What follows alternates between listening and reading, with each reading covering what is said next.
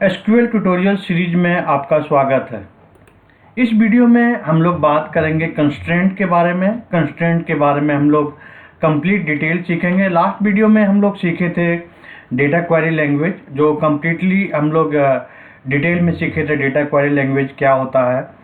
तो आप उसको नहीं देखे हैं तो इस वीडियो को स्टार्ट करने से पहले वीडियो नंबर 16 को ज़रूर देखें। तो चलिए स्टार्ट करते हैं और सीखते हैं कंस्ट्रेंट क्या होता है। तो बेसिकली कंस्ट्रेंट एक ऑब्जेक्ट होता है डेटाबेस में। तो जब भी आप कोई भी प्रोफाइल पे आप वर्क करेंगे, चाहे वो डेटाबेस डेवलपमेंट हो या डेटा एनालिस्ट हो या आप डेटा साइंटिस्ट पे काम कर रहे हैं, तो बेसिकली जब आप कोई टेबल क्रिएट करते हैं और वो टेबल का कहीं पे भी यूज होता है, आप उस टेबल को कहीं पे यूज कर रहे हैं, जैसे कि आप एक अपने रिक्वायरमेंट में अपने डेटा को इंसर्ट करने के लिए यूज कर रहे हैं। आप एक रिपोर्टिंग एनालिस्ट हैं तो आप टेबल को क्रिएट करके आप कहीं पे रिपोर्टिंग एनालिस्ट में यूज कर रहे हैं। और यदि आप एक फ्रंट एंड डेवलपर हैं, आप फ्रंट एंड डेवलपर में डेटा यूजर द्वारा आप इंसर्ट हो रहा है, तो कहीं से भी डेटा जब भी टेबल में इंसर्ट होता है तो हम लोग एक रिस्ट्रिक्शन अप्लाई करते हैं। क्योंकि रिस्ट्रिक्शन इसलिए अप्लाई करते हैं ताकि अनवांटेड डेटा उसमें कहीं पे भी इंसर्ट ना हो, चाहे वो कोई भी सोर्सेस हो, चाहे वो डेटा यूजर के थ्रू इंसर्ट हो रहा हो या आप मैनुअली डेटा आप उस टेबल में इंसर्ट कर रहे हैं या आप बल्क इंसर्ट कर रहे हैं। कहीं से भी डेटा कोई भी सोर्सेस से वो डेटा वहाँ पे इंसर्ट ना हो, अनवांटेड डेटा।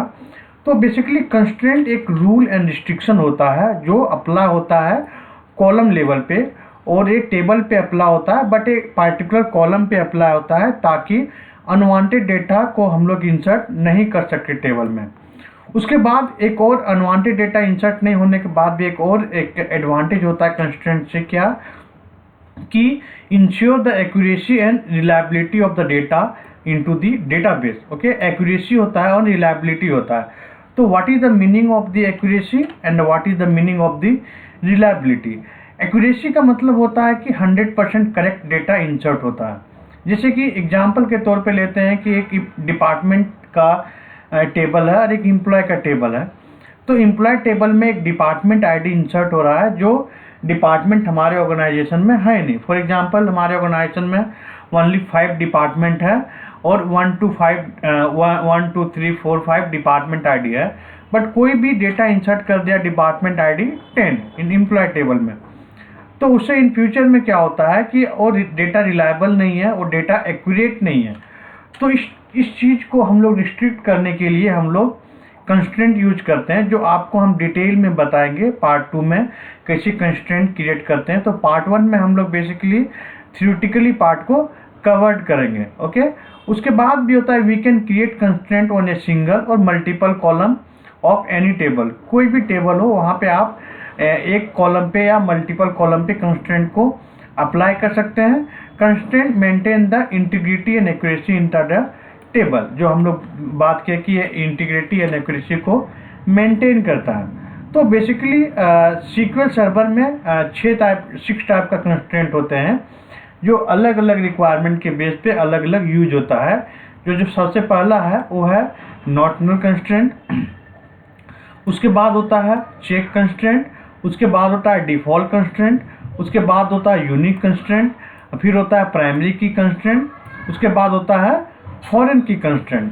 तो हम लोग कंस्ट्रेंट 1 बाय 1 थ्योरेटिकली हम लोग देखते हैं डिफिनेशन, क्योंकि इंटरव्यू पॉइंट ऑफ व्यू से आपको डिफिनेशन जानना बहुत ज़रूरी है। उसके बाद पार्ट 2 में हम लोग देखेंगे प्रैक्टिकली हर एक कंस्ट्रेंट को कैसे क्रिएट करते हैं। तो चलिए स्टार्ट करते हैं और देखते हैं सबसे पहले नॉट नल कंस्ट्रेंट क्या होता है। तो एक नॉट नल कंस्ट्रेंट बेसिकली वो होता है जब भी कोई भी कॉलम को आपको मैंडेटरी बनाना है। जैसे कि आप कभी भी आप कोई भी फॉर्म को फिल करते होंगे रियल टाइम में, जैसे कि आप एक जीमेल का ही अकाउंट ओपन करते हैं, तो जीमेल में first name, last name, contact number, ये क्या है कि ये मैंडेटरी फील्ड है। आप उस पर विदाउट डेटा इंटर्ड आप पेज को सबमिट नहीं कर सकते हैं। तो वैसे कॉलम को बैकएंड में, क्योंकि बैकएंड में क्या होता है कि हर एक कॉलम के अकॉर्डिंग टेबल में क्या कॉलम इंटीग्रेटेड होता है, तो जब भी यूजर कोई भी डेटा को सबमिट करता है तो डायरेक्टली जाके डेटाबेस में सबमिट होता है। तो वैसे कॉलम को आप मैंडेटरी बनाने के लिए हम लोग नॉट नल कंस्ट्रेंट यूज करते हैं। तो ये not null constraint restrict the insertion of the null value into a column.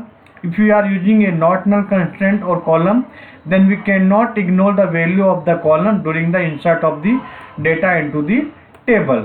तो बेसिकली ओवरऑल इजी लैंग्वेज में बात करेंगे तो कोई भी कॉलम को मैंडेटरी बनाने के लिए उसमें आपको डेटा इंसर्ट करना ही करना है, तो नॉट नल कंस्ट्रेंट यूज करते हैं। उसके बाद होता है चेक कंस्ट्रेंट। चेक कंस्ट्रेंट क्या होता है? बेसिकली एक स्पेसिफिक कंडीशन के लिए डेटा वैलिडेशन के लिए यूज किया जाता है। जैसे कि आप कोई भी कॉलम पे age can not be less than 18 years होगा, salary can not be greater than less than 10,000। तो इस टाइप को कंडीशन को चेक करने के लिए हम लोग चेक कंस्ट्रेंट यूज करते हैं। तो आप कभी कोई फॉर्म फिल करते होंगे तो आप देखते होंगे कि 18 ईयर्स से नीचे का एज आप डालते हैं तो आपको फॉर्म सबमिट करने नहीं देता है। तो इस टाइप को कॉलम के लिए आपको हमेशा चेक कंस्ट्रेंट यूज करना है। उसके बाद होता है डिफ़ॉल्ट कंस्ट्रेंट।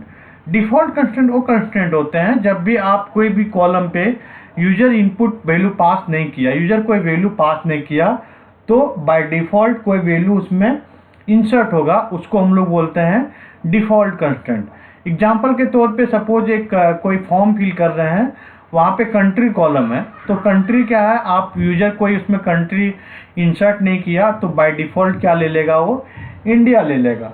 तो वहाँ पे हम लोग डिफ़ॉल्ट कंस्ट्रेंट अप्लाई करते हैं। नेक्स्ट होता है यूनिक की कंस्ट्रेंट, जो कि काफ़ी इंपॉर्टेंट होता है इंटरव्यू पॉइंट ऑफ व्यू से। तो unique key constraint basically use होता है यूनिकनेस पर्पज़ के लिए, मतलब इसमें आप डुप्लीकेट वैल्यू को आप इंसर्ट नहीं कर सकते हैं। और unique key constraint can accept only one null value. आप यूनिक की कंस्ट्रेंट में कोई भी कॉलम पे अप्लाई किया हुआ है तो आप एक ही नल वैल्यू को आप यहाँ पे अलाउ करेगा, एक से ज़्यादा नल वैल्यू आप इंसर्ट नहीं कर सकते हैं यूनिक की कंस्ट्रेंट में। और एक टेबल में एक मल्टीपल कॉलम पे आप यूनिक की कंस्ट्रेंट अप्लाई कर सकते हैं। उसके बाद होता है प्राइमरी की कंस्ट्रेंट, जो आप बोल सकते हैं इस डेटाबेस का बैकबोन होता है। तो primary key constraint basically apply होता है टेबल पे, और ओनली वन प्राइमरी की आप एक टेबल पे अप्लाई कर सकते हैं। और प्राइमरी की कॉलम में आप can not contain the null value, आप कोई भी नल वैल्यू इसमें इंसर्ट नहीं कर सकते हैं, आपको अलाउ ही नहीं करेगा इंसर्ट करने के लिए।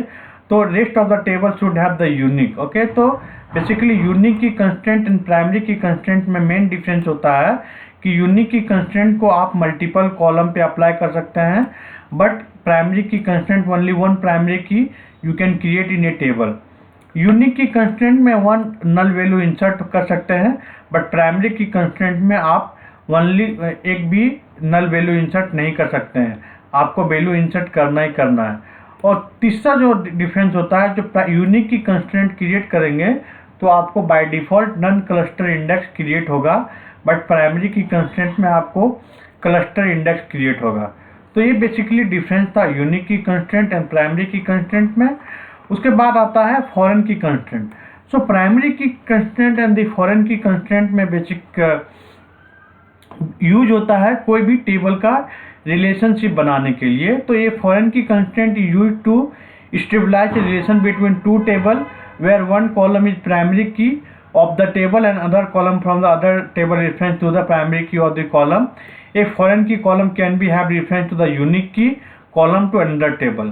तो बेसिकली प्राइमरी की एंड फॉरेन की कंस्ट्रेंट के थ्रू हम लोग रिलेशनशिप बिल्ड करते हैं टेबल में, और ये बेसिकली डेटा इंटीग्रिटी को हेल्प करता है। मतलब वो पहले वैलिडेट करेगा उस टेबल में डेटा है क्या नहीं, उसके बाद भी आपको अलाउ करेगा इंसर्ट करने के लिए।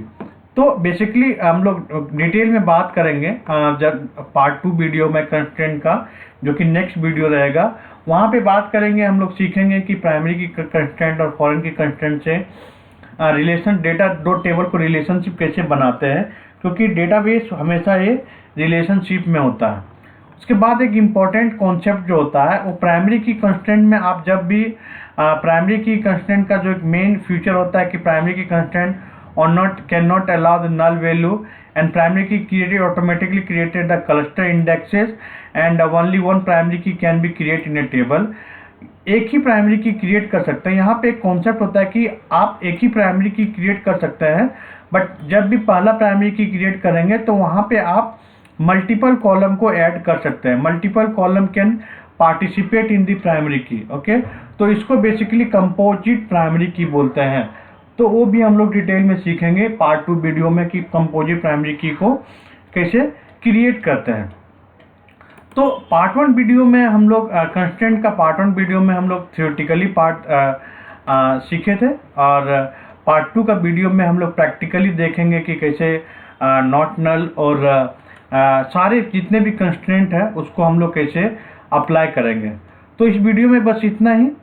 आगे वीडियो देखने के लिए पूरे कंटेंट को देखिए, और एक वीडियो आपको सीरीज आपको काफ़ी हेल्पफुल करेगा कोई भी इंटरव्यू का एसक्यूएल का क्रैक करने के लिए, चाहे वो बिजनेस एनालिस्ट हो या रिपोर्टिंग एनालिस्ट हो या सिस्टम एनालिस्ट हो। कोई भी इंटरव्यू को क्रैक करने के लिए ये सीरीज आपको काफ़ी हेल्पफुल है। तो आप सारी वीडियो को शुरू से अंत तक देखें। आपको कोई भी क्वेश्चन है तो आप हमें कमेंट जरूर करें। Thank you so much.